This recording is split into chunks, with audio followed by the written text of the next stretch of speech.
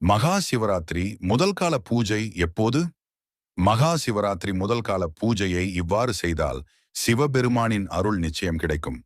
மகா சிவராத்திரி இரவு சூரிய அஸ்தமனத்திற்கு பின் ஆரம்பிக்கும் முதல் யாமம் சுமார் 6 மணி முதல் 9 மணி வரை.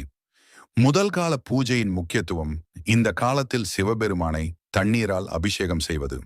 மன சுத்தி அளிக்கும், பாப நிவர்த்தி தரும், குடும்ப அமைதி கிடைக்க உதவும்.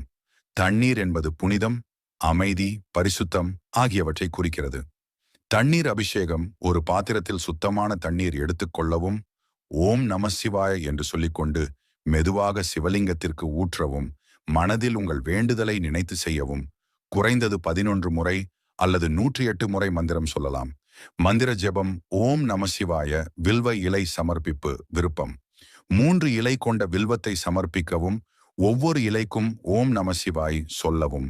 பலன்கள்: மன அழுத்தம் குறையும், வீட்டில் சாந்தி ஏற்படும், திருமண தடை நீங்கும். அடுத்த வீடியோவில் 2ஆம் கால பூஜை முறையை பார்க்கலாம். ஹர ஹர மகாதேவ்.